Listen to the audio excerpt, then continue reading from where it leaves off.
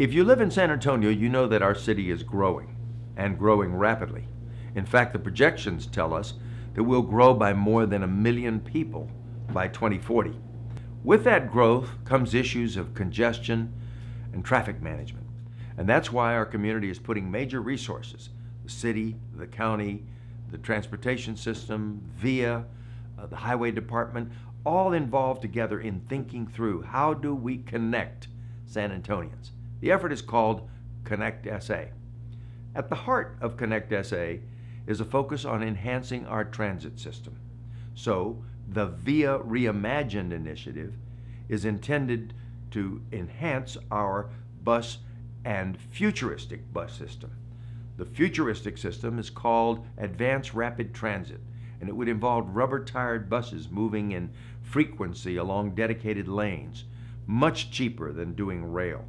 We would go to Advanced Rapid Transit. And also the Better Bus program, which means putting more buses closer to more people all the time with a good deal of frequency. But transit is not the entirety of the ConnectSA ambition for our city. It also involves enhancing the city's arterial streets and the signal system so traffic will flow.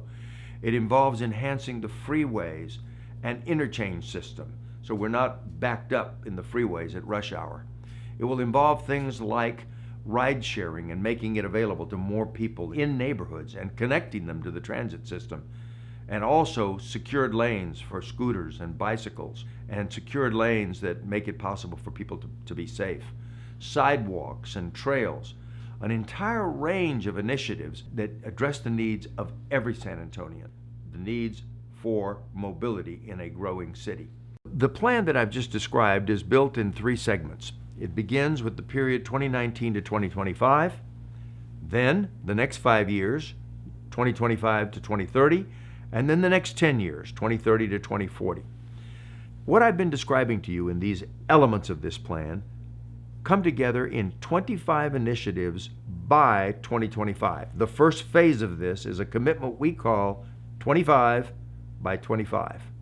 So it includes the focus on advanced rapid transit, on better bus, on 200 miles of sidewalks, on 40 miles of protected roadways for bicycles and scooters, on applications to our mobile devices so people can tap those mobile devices, smart initiatives that deal with computerized traffic signals, for example, that allow us better calibration of the highway system, electronic vehicle charging stations for the fact that we expect to have more electronic vehicles, transit fares that can be paid on a mobile device even before you come near the bus. So when it comes time to get onto an advanced rapid transit system, for example, you just walk right on multiple places instead of having to line up to go through the front of the bus.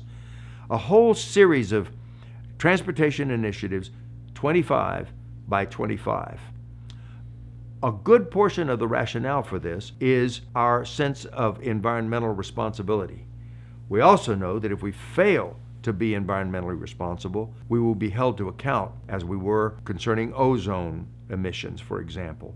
So getting people into mass transit systems where practical, helping people utilize multiple options like bicycles and scooters and walkways in more walkable neighborhoods, all of these will be part of San Antonio's answer to environmental responsibility in the years to come. The plan that I've described out to 2025 requires $1.3 billion we don't have today. So we're going to have to be creative about how we address that need for additional funds. One of them is to take funds that we're using today for other purposes and reallocate them to this high priority of transportation. That would mean funds that to date we have allocated for example, aquifer-related improvements and trails, which can be funded in other ways. And then that 1/8 cent can be reallocated to highways and transportation. We would do this only with the greatest care and only with the assurance that our environmental obligations to aquifer protection and trails are addressed. But that's one way to come up with some funding for congestion, which is also, of course, an environmental issue. In addition, there are general obligation bonds for the city and the county. The city has a regular cycle about every 5 years of issuing bonds. The last was in 2017, so that means the next would be about 2022. And that will be about $1 billion of capability on the city's part without raising taxes. If in fact 70% of that was allocated to roadways and to transportation improvements, we would go a long way toward addressing this $1.3 billion. The county also has bond issues, and the same can be done there.